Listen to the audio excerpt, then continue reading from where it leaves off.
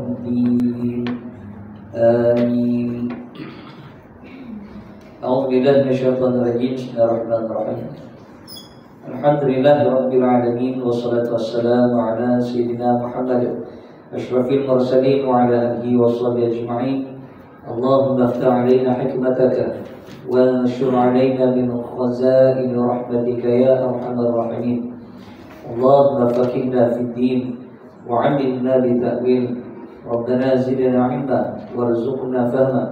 اللهم ارزقنا فهم النبي وحفظ المرسلين وإلهام الملائكة المقربين برحمتك يا أرحم الراحمين. صلى الله على سيدنا محمد وعلى آله وصحبه وبارك وسلم والحمد لله رب العالمين. Saudara dan pada malam ini menyambung kembali pengajian kita berkenaan Al-Quran. Saya ingat itu berhenti pada surah apa? Ya, ingat? Apa? Ya? Lama kan? Itu sebelum puasa ya.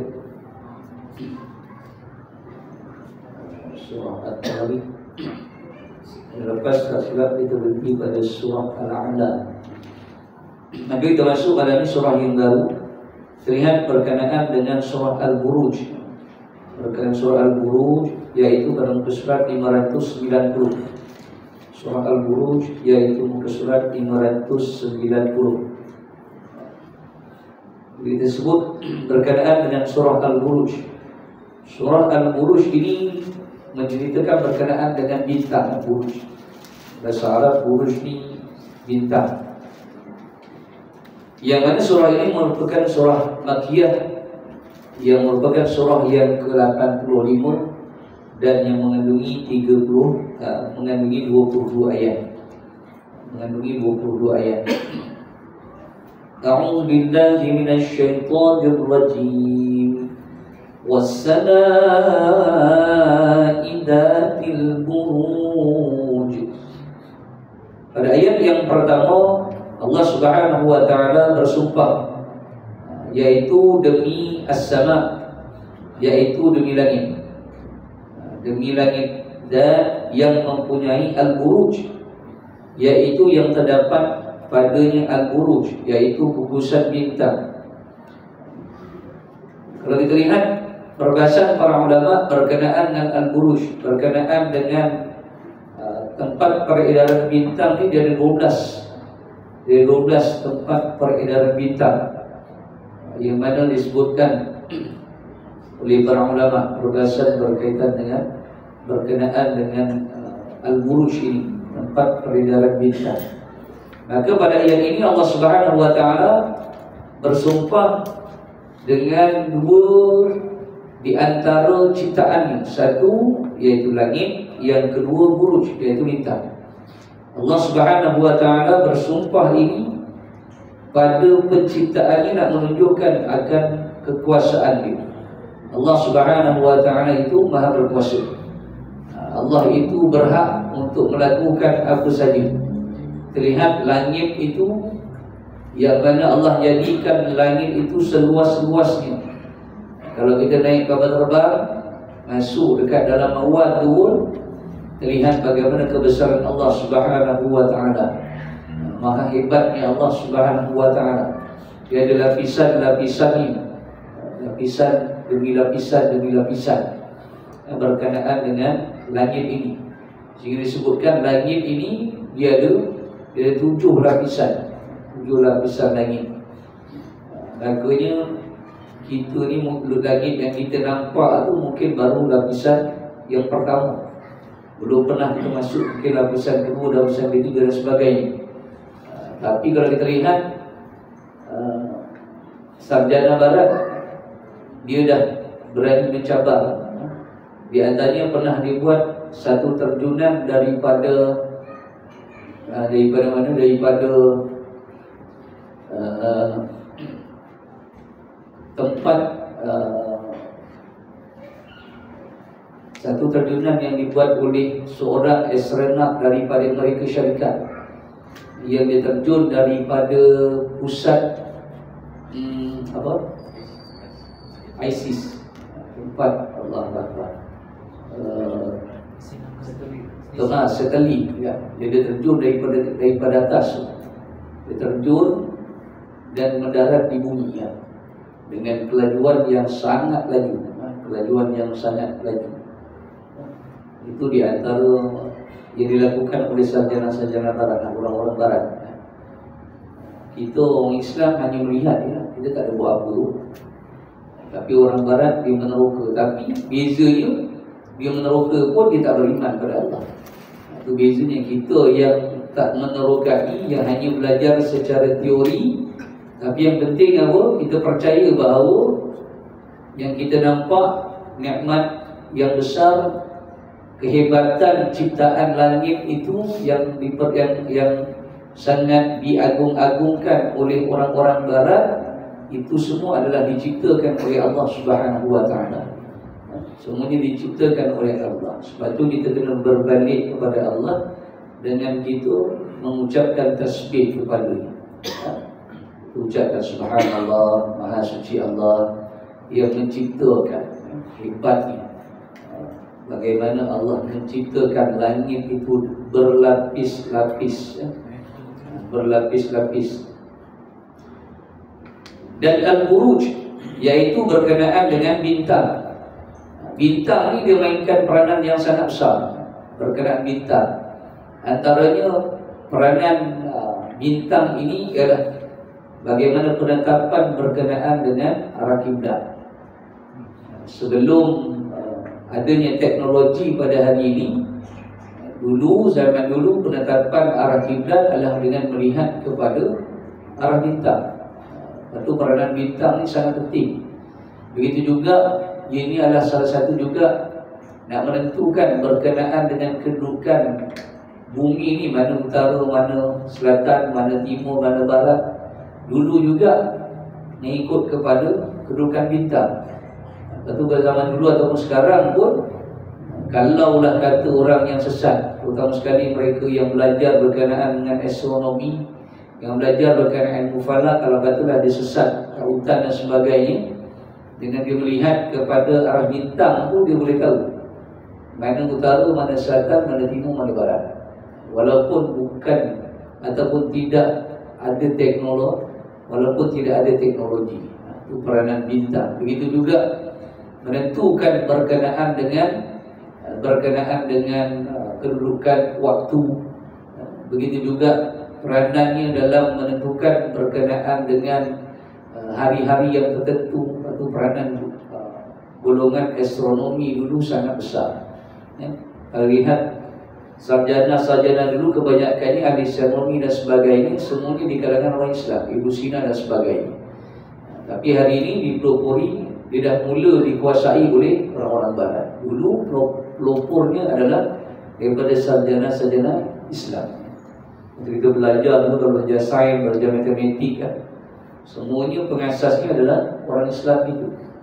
Tapi pada hari ini ilmu-ilmu itu telah dikuasai oleh orang-orang barat. Wal yaumil maw'ud, dan Allah Subhanahu wa taala bersumpah lagi dengan al-maw'ud, yaitu hari yang dijanjikan. Hari yang dijanjikan ialah hari kiamat. Itu juga diciptakan oleh Allah Subhanahu wa taala. Dan ianya adalah hari yang pasti, yang akan kita lalui satu ketika dan saatnya. Walaupun hari ini kalau kita lihat ada pandangan-pandangan yang mengatakan peperangan yang sedang tercetus antara Iran dan juga Israel ini dan juga Amerika mungkin akan mencetuskan perang dunia yang sangat besar dan menunjukkan salah satu tanda akhir zaman. Sebab Iran itu dalam kedudukan negara-negara yang disebutkan sebagai negara-negara yang dimuliakan oleh Allah Subhanahu wa taala. Sebab itu perang Iran ini akan menjadi satu tanda yang sangat besar. Sama ada hari ini dikatakan bahawa mereka telah mencampuri, bila mana mereka telah meletupkan kawasan nuklear Iran juga baru-baru ini. Makanya serangan balas itu pasti akan dibuat oleh mereka. Dan yang terbaru, mereka akan menutup salah satu daripada terusan yang sangat penting, satu terusan yang sangat diperlukan oleh mereka syarikat, Kalau ditutup terusan itu, terusan di antara Iran dan Oman itu, makanya Amerika salah satunya minyak yang dibawa daripada negara-negara barat ke Amerika tidak boleh melalui kawasan tersebut, dan pastilah akan memberi kesan yang sangat besar kepada harga minyak, berkenaan ekonomi dunia dan sebagainya. Kita berdoa jelah kepada Allah Subhanahu Wa Taala, walaupun kita tidak berhadapan secara langsung dalam peperangan tersebut, dan pasti kesannya tetap akan kita rasai. Kesannya tetap akan kita rasai. Baik. Sebab itu Al-Maw'un ini, hari kiamat ni hari yang pasti. Hari yang pasti. Tak kira lah orang tu dah mati yang lepas dah beberapa tahun ke, ratusan tahun, ribuan tahun, yang hidup pada zaman Nabi Adam ke, yang hidup pada zaman Nabi-Nabi yang terdahulu, ataupun yang mati sekarang, semuanya akan merasai, semuanya akan berhadapan dengan Al-Maw'un, iaitu hari yang dijadikan, iaitu hari kiamat. Pasti. Paling tidak pun bila sebut kiamat ini adalah kematian. Kiamat ada dua, satu kiamat kecil, satu kiamat besar. Kiamat kecil adalah mati. Tak ada orang yang tak mati, pasti akan mati. Cepat lambat dia kematian dia. Manakala kiamat besar, bila berlakunya beberapa tanda. Sama ada tanda itu disebut sebagai tanda-tanda kiamat kecil ataupun tanda-tanda kiamat besar. Tanda kiamat kecil dah banyak dah. Dah banyak lelaki perempuan lebih ramai daripada lelaki. Pemimpin ramai di kalangan wanita. Anak daripada hasil perzinaan pun dah banyak. Ini tanda-tanda kiamat. Tanda-tanda kiamat kecil dah banyak sangat. Kita hanya tinggal tunggu kiamat, tanda-tanda kiamat besar ni. Bila mana tanda-tanda kiamat besar ni berlaku je, maka menandakan bahawa kiamat itu semakin hampir. Paling tidak pun tak payah tunggu sangat kan. Kiamat besar ni, mati itu kiamat yang akan kita pasti lalui, cepat ataupun lambat. Wa syahidin wa mashhud, dan wa syahid, dan yang menyaksikan, wa mashhud, dan yang disaksikan. Baik. Ayat ini dia menceritakan berkenaan dengan hari yang sangat mulia, yaitu satu, wa syahid, dan yang menyaksikan, yang menjadi penyaksian. Yang ini merujuk kepada hari Jumaat. Hari Jumaat, Allah bersumpah dengan hari Jumaat. Wa syahid. Hari Jumaat ini hari yang sangat dimuliakan. Sebab itu Imam Al-Ghazali sebutkan ada 5 malam yang tidak ditolak doa seorang hamba. Ada 5 malam yang tidak ditolak doa seorang hamba. Antaranya yang disebutkan iaitu malam Aurajab, sebenarnya malam Nisfu Sya'ban, malam 2 hari raya, dan juga malam Jumaat. Jadi di antara malam yang doa seorang hamba tidak ditolak oleh Allah Subhanahu Wa Taala. Sebab itu kita ni setiap Saban minggu kita akan jumpa lah Jumaat ni. Kita akan jumpa Jumaat. Hari Jumaat ini hari yang sangat mulia lah. Sebab itu para ulama kita menyusun kaifiat malam Jumaat dengan amalan-amalan yang tertentu. Di antaranya apa? Baca Yasin, tahlil dan sebagainya. Ini adalah kaifiat yang disusun oleh para ulama. Kenapa ulama kita susun malam Jumaat ni dengan amalan-amalan sebegini? Sebab kerana kelebihan yang ada pada malam tersebut, malam Jumaat tersebut. Kita hari ini bila malam Jumaat dia, orang-orang kafir, kadang pegawai kafir, orang Islam yang tak berapa beriman sangat, dia buatlah cerita-cerita malam Jumaat, cerita tu. Malam Jumaat dia cerita tu, malam Jumaat dia cerita tu. Kenapa malam lain tak ada cerita tu? Kenapa kena malam Jumaat? Sampai kita dulu zaman 90-an pun, saya kecil dulu pun, kalau malam Jumaat tu lebih menakutkan berbanding malam lain. Kalau balik masjid, solat-solat jalan kaki lebih menakutkan. Sebab dia momokkan malam Jumaat ada hantu. Mana ada malam Jumaat ada hantu? Malam Jumaat ada baca Yasin, buat tahlil, mana datang hantunya? Sedangkan malam lain tak ada pula. Malam lain okey. Bila malam Jumaat masing-masing takut. Malam Jumaat takut. Itu yang hari ini kita bukan disesatkan, bukan dirosakkan oleh orang-orang kafir, tapi orang yang berada dalam Islam itu sendiri. Itu musuh kita yang paling besar. Musuh yang nyata ni dia mudah kan? Musuh yang nyata ni kita tahu, tapi musuh yang tak berapa nyata ni, rambutnya sama hitam, sama kulitnya lebih kurang sama, tapi kita tak sedar yang dia adalah musuh itu yang cuba merosakkan kita pada hari ini. Malam Jumaat dia macam-macam cerita kan. Sedangkan malam Jumaat itu malam yang sangat power. Sebab itu malam Jumaat itu ulama kita susun buat ibadah. Dan kata kenapa? Kalau malam Jumaat tak malam lain je lah. Kalau tak disusun malam Jumaat baca Yasin, tahlil dan sebagainya, agak apa jadi pada orang kita ni? Pergi mana ni? Lepaklah dekat warung, pergilah dekat pusat periblan. Sebab tak ada apa pengisian pada malam Jumaat kat masjid, kat surau.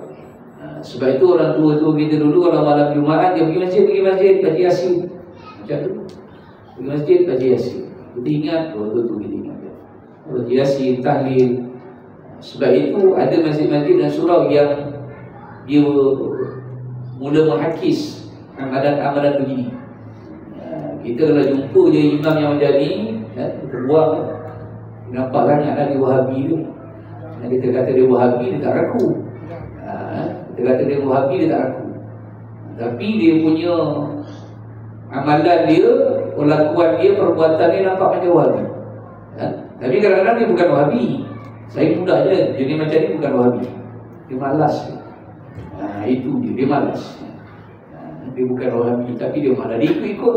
Kalau kita tanya dalil berkaitan Wahabi, dia tak payah buat pun. Dia ikut-ikut. Ini masalah kita. Bila mana yang ibadah amalan ikut-ikut ni, payah. Ini ustaz ni kata macam ni, macam ni. Kita negeri Johor, kita berpegang pada i'tiqad Ahlussunnah wal Jamaah dan aliran Asy'ariyah dan Al-Maturidiyah. Bukan Johor je. Bahkan negara kita Malaysia, bahkan Nusantara ni, bahkan majoriti di dunia ini, mereka adalah berpegang kepada Ahlussunnah wal Jamaah dalam aliran Asy'ariyah dan Al-Maturidiyah. Al-Maturidiyah. Sebab itu kita kena faham betul pegangan akidah dan i'tiqad itu. Dalam ibadah ni jangan ikut-ikut. Wa masyhud, dan yang disaksikan. Yang ini merujuk pada apa?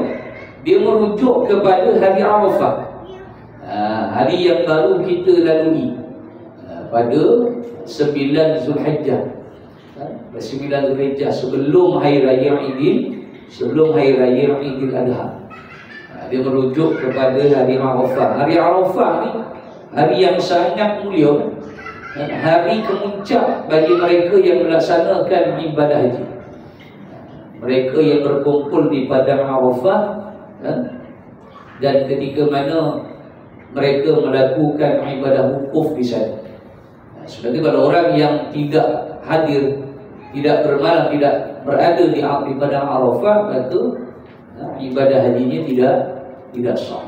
Baru-baru ni kan ada isu berkenaan dengan penipuan, berkenaan dengan melibatkan beberapa orang jemaah haji, dan yang melibatkan seorang ustaz daripada Batu Pahat.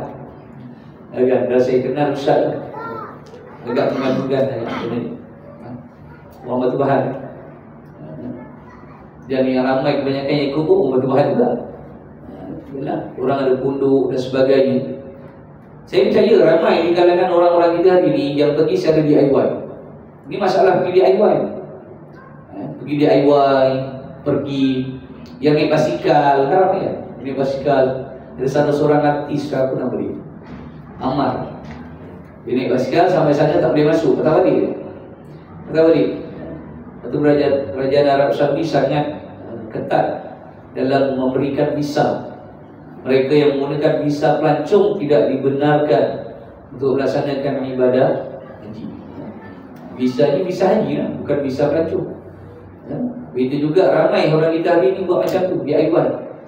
Dia masuk tu secara haram. Dia masuk tu secara haram. Itu ramai yang kata, Ustaz, bagaimana kedudukan ibadah dia?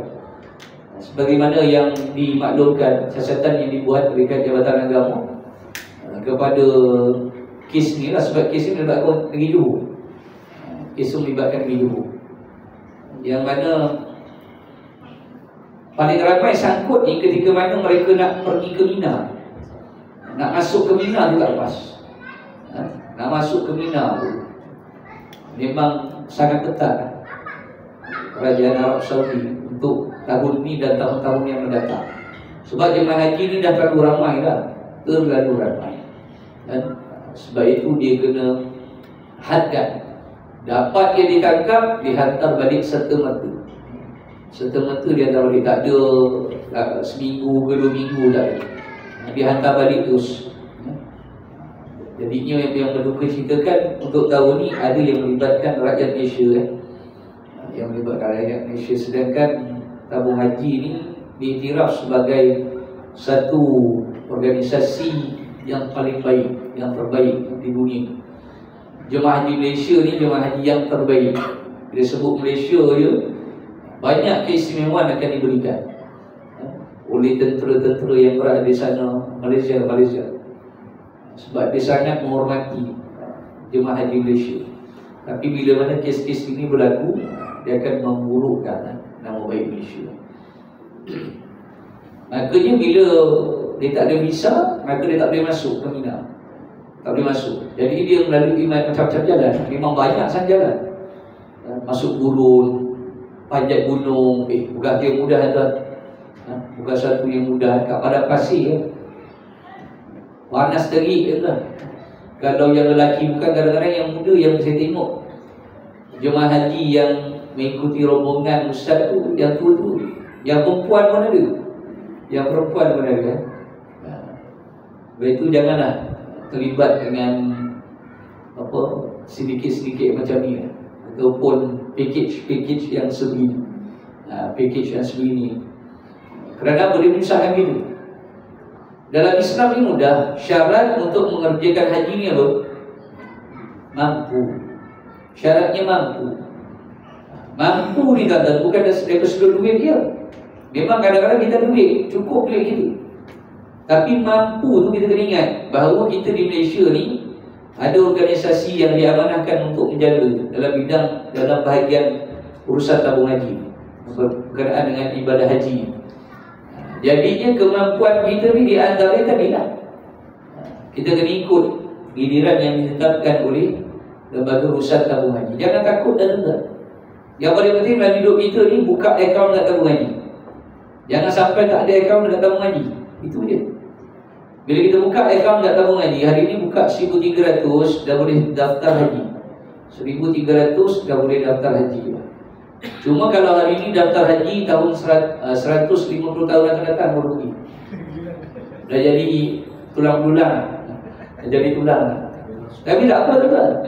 Sekurang-kurangnya kalau kita mati, Allah tanya, kenapa hidup atas dunia tu tak kerjakan ibadah haji ya Allah? Aku dah daftar haji ya Allah. Ditakdirkan aku pergi haji 150 tahun, tapi kau cabut nyawa aku sekarang ya Allah. Kurang-kurangnya kita ada hujah untuk jawab. Kita ada hujah. Berkenaan dengan pelaksanaan nak pilih siapa yang pergi haji, itu bukan kuasa kita. Itu bukan kekuasaan kita. Itu bukan di bawah kemampuan kita. Lepas tu kena faham, mampu tu apa?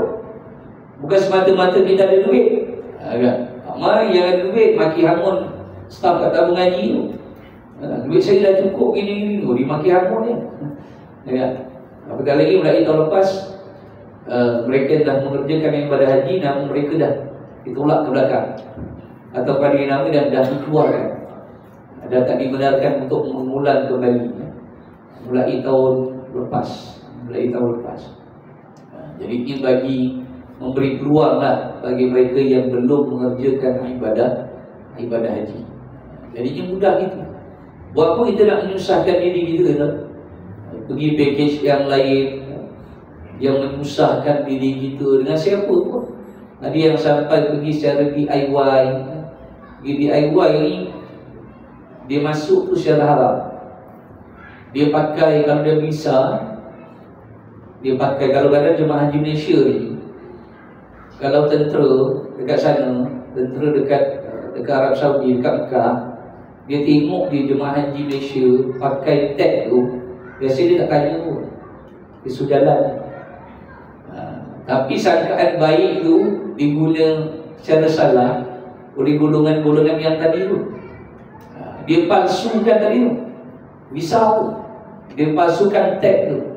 Dia palsu, dah sanggup dia palsukan tag untuk dia masuk ke Mekah, untuk dia tunaikan ibadah haji. Bila mana dia buat macam tu, berdosa. Ibadah haji kalau katalah dia buat dengan sempurna, sehinggalah dia wukuf kan, sehinggalah dia melontar, sehinggalah dia tahlul, kembali kemudiannya dia tutup dengan apa, dengan tawaf qada dan sebagainya, selesai, maka ibadah haji dia sah. Tapi berdosa, hukumnya haram. Ibadah haji dia sah, tapi perbuatannya itu haram, perbuatannya itu berdosa. Untuk kita kat Aisyah kali ni, dia pakai DIY ni, dia terpaksa urus semua sekali. Tempat makan, untuk tempat tidur dan sebagainya. Lepas tu tentera di Arab Saudi pun 2 tahun ni kerjanya ambush je. Mana-mana hotel dia ambush je. Semua hotel dia pergi, tangkap, hantar balik, tangkap, hantar balik. Hari ada yang sampai banyak kali. Ada Ustaz, saya Ustaz, sampai 2-3 hotel saya terpaksa berpindah. Bangga dia cerita. Dan mati aku, kau buat terus, itu tak ekat tu. Dia bangga dia cerita dia. Dia bangga dia menipu. Dia bangga dengan penipuan yang dia buat. Tapi hukumnya berdosa. Jangan takut dan tentang. Kalau kita belum sampai serunya, tapi syaratnya apa tadi? Buka akaun di tabung haji. Jangan tak buka akaun tabung haji. Itu maksudnya kita memang tak ada usaha, tak ada cita-cita nak buat ibadah haji. Dia kena buka. Buka akaun tabung haji, kena ada usaha. Kalau takdir ni kita mati pun ada hujah yang kita jawab di hadapan Allah Subhanahu wa ta'ala. Bahkan hari Arafah ni hari yang sangat mulia. Hari yang juga bagaimana doa seorang hamba itu tidak ditolak oleh Allah Subhanahu wa ta'ala. Pada Arafah itu juga adalah bagaimana baginda Nabi SAW mengucapkan khutbah yang terakhir. Disebut sebagai khutbah wada'. Khutbah yang terakhir Nabi sebelum kewafatan baginda Nabi SAW. Sebelum kewafatan Nabi SAW. Sebab itu padang Arafah itu adalah padang yang sangat mulia.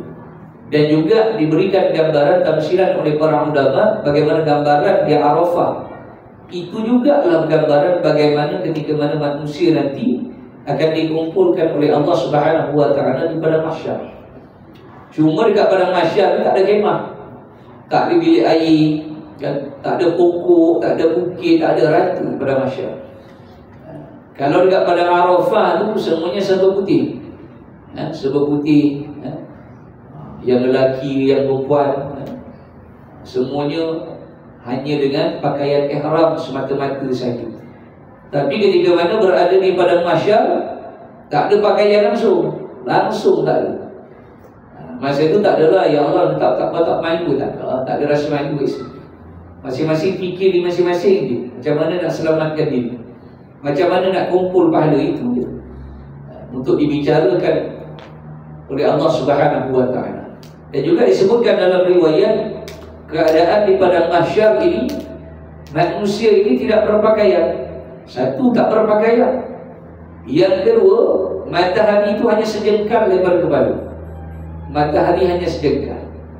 Jadi ini kita boleh bayangkan tuan-tuan bagaimana azabnya berada di padang mahsyar. Hari ini matahari yang jauh turun, hari ini tuan-tuan, dalam bulan ni kan bagaimana rasa panasnya, bagaimana cuaca panas ya, teriknya tuan-tuan panasnya.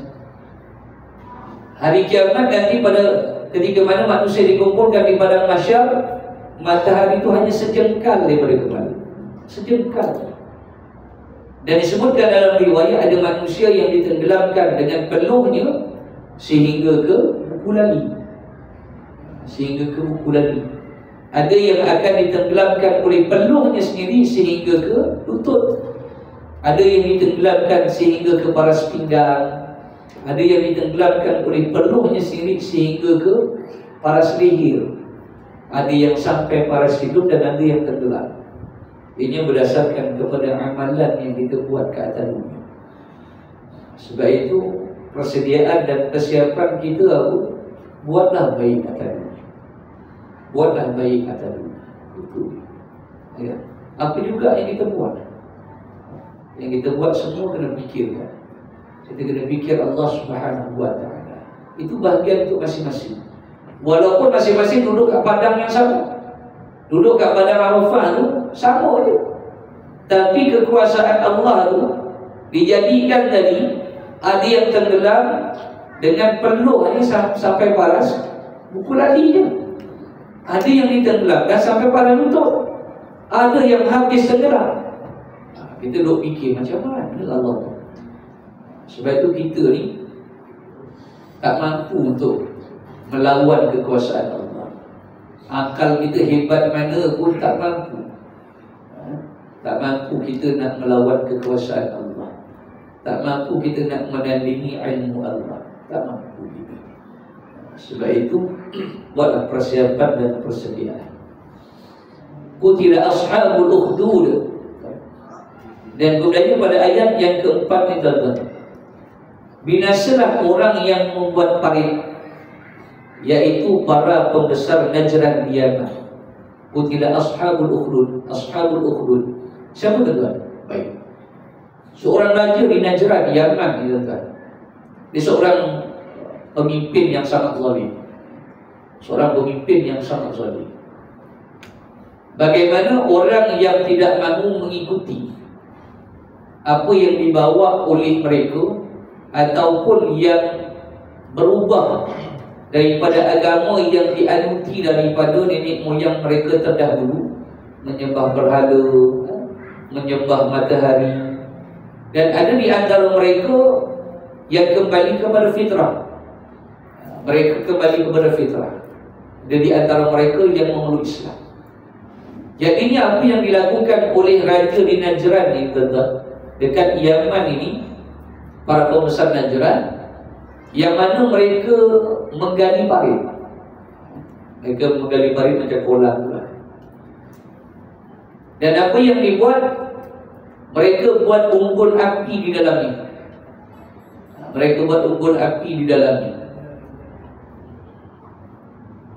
Dan di kalangan orang-orang Islam, di kalangan rakyat mereka yang tidak mahu kekal dengan agama mereka, maka dicampakkan mereka ke dalam parit tersebut. Mereka dibakar hidup-hidup. Mereka dibakar hidup-hidup. Sebab itu Allah sebut qutilah, dilaknat. Golongan ini golongan yang dilaknat oleh Allah Subhanahu wa ta'ala, iaitu ashabul ukhdud. Untuk kita pada hari ini, manusia hari ini pun dah buat kan? Orang kita hari ini pun bunuh, bakar. Ada yang habis. Dahsyatnya hari ini. Waktu zaman jahiliah ni, dia dah kembali semua tu lah. Bukan satu yang mudah tu lah. Kalau orang yang ada iman, dia takkan sanggup buat macam tu. Kita nak jentik tengok orang pun duk fikir 3 kali. Ini boleh bunuh lagi. Ada yang siap boleh potong tangan, potong kaki, semua boleh potong. Macam-macam. Ada yang sanggup dibakar dan sebagainya, nak hilangkan bukti. Makanya apa yang berlaku pada zaman-zaman terdahulu ni kembali semula pada hari ini. An-nari dhatil waqud, yang berapi yang mempunyai kayu bakar. Mereka menghidupkan kayu api di dalam parit, dan kemudiannya mereka membakar mereka yang tidak mahu mengikuti agama mereka. Ilhum 'alaiha qu'ud, pada ayat yang ke-6, ketika mereka duduk di sekitar, mereka bakar ni, mereka duduk keliling, mereka bersorak. Ya Allah Akbar. Bayangkan bagaimana siksa ini. Umat-umat terdahulu mereka nak dapatkan Islam. Betul kita yang pada hari ini tuan-tuan hidup di negara Islam, maka kita kekallah dengan agama kita, kekallah dengan iman yang kita ada, kekallah dengan akidah yang kita ada. Walaupun hari ini cabarannya lebih besar, Cabarannya tak sampai gitu ni. Kalau masuk Islam, kalau Islam kita kena bakar tak. Tapi cabarannya pada anak cucu gitu. Cabarannya apa? Orang kafir ni tak buat macam ni, tak disiksa. Tapi caranya dengan lebih halus, dengan cara yang lebih halus. Mereka sesatkan anak-anak kita dengan pelbagai cara, dengan teknologi macam-macam, dengan perkara-perkara benda-benda yang menyeronokkan, yang satu nampak satu nikmat, yang melibatkan duit, kemewahan. Ini banyak terbuka dekat dalam Facebook, ke mana-mana platform digital. Ramai di kalangan anak-anak kita. Ramai anak-anak kita hari ini yang jadi jutawan, yang kaya raya, tanpa memikirkan berkenaan dengan daripada mana hasil kemewahan dia. Contohnya forex, yang main saham. Forex ini dah jelas haram. Forex ini haram. Tapi ramai di kalangan anak kita yang terlibat dengan forex. Forex ni ialah benda yang mendatangkan keuntungan yang cepat dan keuntungan yang besar, kena dibandingkan dengan yang patuh syar'i. Kita hari ini ada je saham-saham yang patuh syar'i. Tapi saham yang patuh syar'i ni keuntungannya bukan dalam tempoh yang pendek. Bukan dalam tempoh, keuntungannya bukan boleh dapat dengan dalam tempoh yang pendek. Bukan jangka masa yang pendek. Dan keuntungannya taklah sebesar keuntungan forex. Benda-benda yang haram ni dia cepat, laju je dia. Banyak benda-benda yang lain. Begitu juga dengan hari ni apa? Kripto, apa Bitcoin. Kripto ni ada yang halal, kena bijak lah. Kita kena jadi pengguna yang sifat tabayun, kena bersifat tabayun, kena kaji, kena semak, kena belajar lah. Hari ni kita kena belajar. Memang ada platform-platform digital yang bersifat patuh syar'i, tapi kita kena belajar betul-betul berkenaan ni. Saya yakin hari ni ramai dengan anak muda yang terlibat dengan begini, dengan platform-platform digital ni. Satu yang bagus lah, tapi dalam masa yang sama dia kena cari mana jalan yang betul, mana jalan yang sah, mana jalan yang salah. Itu cabaran yang sangat besar yang hari ini dihadapi oleh anak-anak kita berkenaan dengan platform digital yang ada pada hari ini. Hari ini kalau nak main judi pun dah mudah lah. Main judi ikut platform ni, yang pakai handphone dah boleh lah. Transfer duit semua dah mudah sekarang. Dah tak payah pakai cash. Kita pergi belanja pun mana dia pakai cash sekarang. Semua cashless kan. Semua dia transfer. Jadinya kita sebagai orang tua ni, kita kadang-kadang tak boleh kesan. Kita tak tahu apa anak kita buat. Benda ni benda melibatkan ilmu berkaitan dengan teknologi. Sebab tu kadang-kadang yang ibu ayah yang berusia memang tak dapat dan memang tak menguasai lah. Kadang-kadang kesian juga bagi ibu ayah yang berusia ni, di golongan berusia yang kadang-kadang kita buat program pun sekarang semua dah pakai QR kan, pakai QR code kan. Dah tak ada tulis-tulis dah. Kesian juga yang datang ni kan, nak daftar. Kadang saya kalau kat jabatan, saya kata buat satu pendaftaran, dia tulis. Yang datang umur dah 60-70 dah. Dia tak tahu QR dia tak tahu. Maka tulis. Kalau yang pandai QR lah. Dan dah umur 70, QR apa? Nak dekat mana? Kan? Kadang-kadang handphone memang ada, tapi handphonenya tu tak menepati pula dia punya tu kan. Maka dia macam-macam lah. Dia punya kekangan tu kan banyak. Di zaman teknologi tu begitulah. Sekarang ada teknologi AI lah. Ni bila teknologi AI ni lebih dahsyat lagi. Dia melibatkan perkara-perkara yang tak baik terlalu banyak. Fitnah lagi banyak. Kalau nak buat sesuatu video muka Imam Zahid boleh buat. Hari ni benda boleh buat tak? Buat di video, budaknya sebar. Bukan kita yang buat, bukan kita, tapi teknologi AI. Teknologi. Lepas tu sampai satu masa nanti peranan manusia ni diambil alih oleh teknologi AI. Sampai ada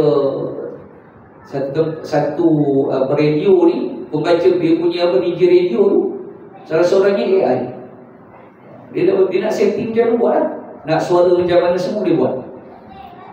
Dahsyat hari ni teknologi tu. Dan tak mustahil satu hari nanti pun kilang-kilang dan sebagainya semuanya pakai teknologi. Manusia dah tak pakai. Itu manusia tak pakai nak jadi apa? Itu akhirnya yang disebutkan tanda-tanda kiamat. Tanda-tanda kiamat. Manusia akan binasa dan binasa. Bukan begitulah betul. Itu pada ayat 1 pada ayat yang ke-7. Bagaimana diceritakan berkenaan tadi. Bagian yang pertama, Allah Subhanahu Wa Taala bersumpah dengan penciptaan dia. Kemudiannya pada ayat yang ketiga, ayat yang keempat sehingga ayat yang ke-7, Allah Subhanahu Wa Taala menceritakan berkenaan dengan kisah Ashabul Ukhdud, iaitu kaum Al-Ukhdud, iaitu kaum pembuat parit yang menyiksa orang-orang Islam yang tidak mahu mengikuti agama asal nenek moyang mereka, yang mereka dibakar hidup-hidup, yang mana mereka berada di sekeliling parit itu dan bersorak. Ini adalah berkenaan penciptaan daripada awal daripada surah Al-Buruj yang datang. Betul-betul azam insya-Allah.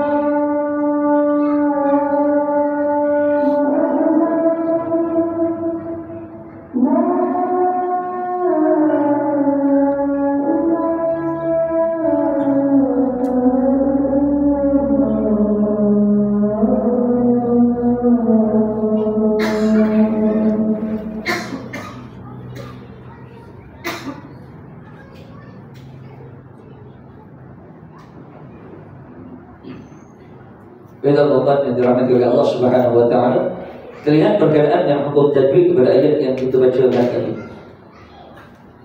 Was-samaa'i kita huruf sin ini dari sifat hamas. Huruf sin ini dari sifat hamas dan masih yang sama. Dia juga ada sifat sofir. Tapi kalau nak dibandingkan sofir dan juga hamas, maka hamasnya lebih besar. Was huruf sin. Sama ma. Huruf ma ni dia jangan yang penting dia. Huruf-huruf Al-Quran ni jangan kita buka mulut kita besar. Na, yang baca ma. Tak boleh jema, tak boleh na. Was-samaa, bunyi dia sedap. Kalau kita buka mulut was-samaa, tengah bunyi tak sedap. Was-samaa'i, di situ ada tanda mat bertemu dengan hamzah. Tanda mat bertemu dengan hamzah pada kalimah sama'i. Maka pada kalimah ma'i, kat situ ada tanda mat.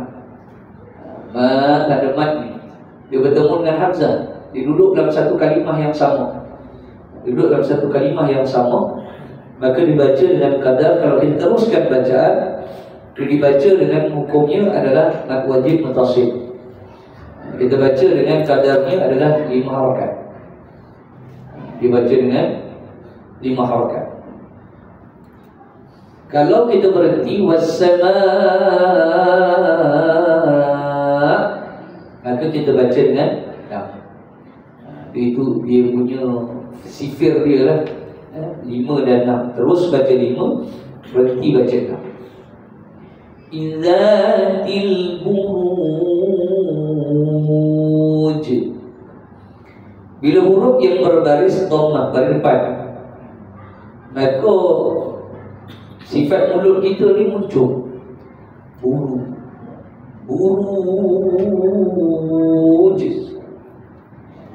Was-samaa'i dzatil buruj. Kalau mulut ni tak muncul, buruj. Huruf jim itu adalah sifatnya qalqalah, dia melantun. Maka dia berada pada kedudukan waqaf, dia berhenti, maka dinamakan sebagai qalqalah kubra. Buruj, lantunannya keras. Wal yaw, di situ ada hukumnya adalah lin. Dia disebut sebagai harful lin.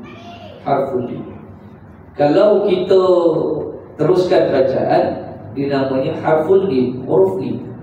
Lin ni apa? Lembut. Wal yaumil.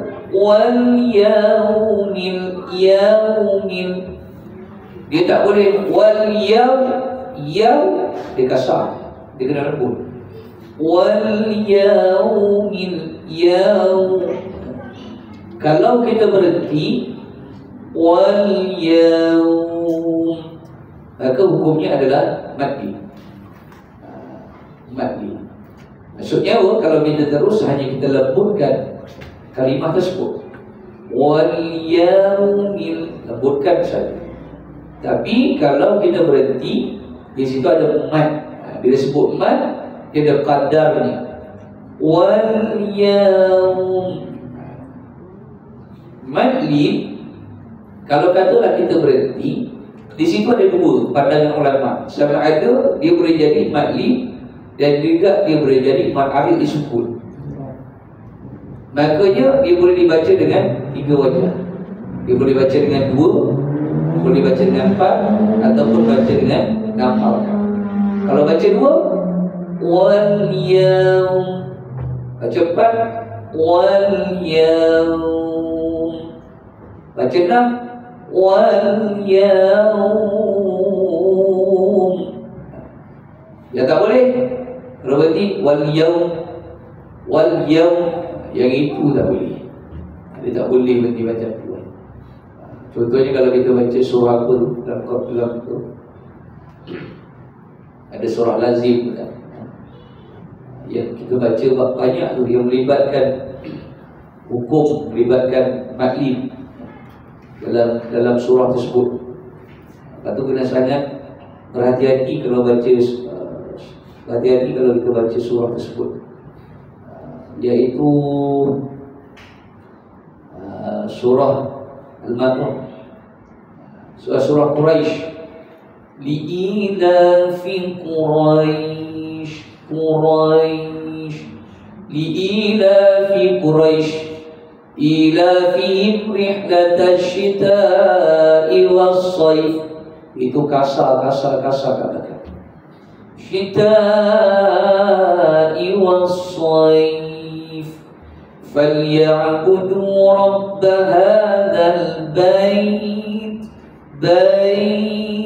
lembut wa amanahum min khauf.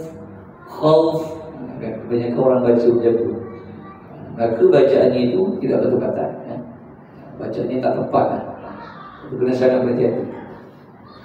Yaumil maw'ud, maklum juga maw'ud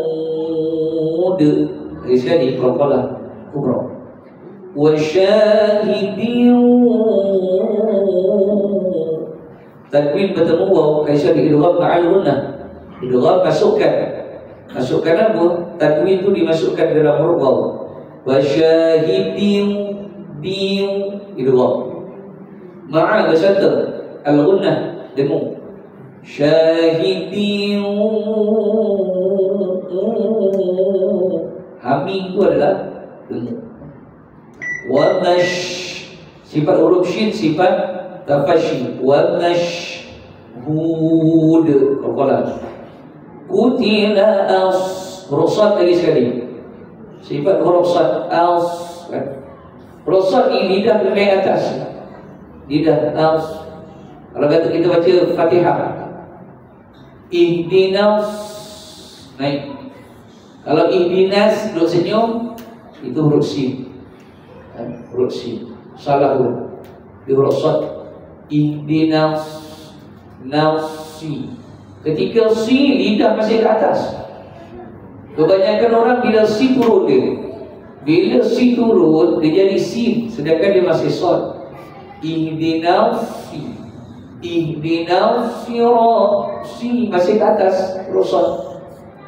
Kebanyakan saya lelaki siapa pun macam tu lah, bila si dia turun, turun jadi si, dia jadi si, dia tak boleh, dia ada rosad. Kutila ashabul ukhdud, sifat raqawah berhuruf kha, ukhdud.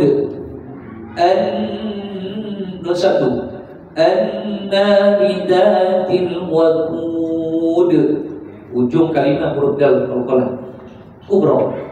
Idhum 'alaiha qu'ud wa hum 'ala ma yaf'aluna bil mu'minina syuhud. Yang paling penting kat ujung-ujung ayat ini adalah huruf qalqalah, yang pastikan dia kena keluar dia punya sifat huruf yang kena keluar. Wallahu a'lam bishawab. Jangan kemudian sambung lagi pada pertemuan akan datang pada ayat yang berikutnya.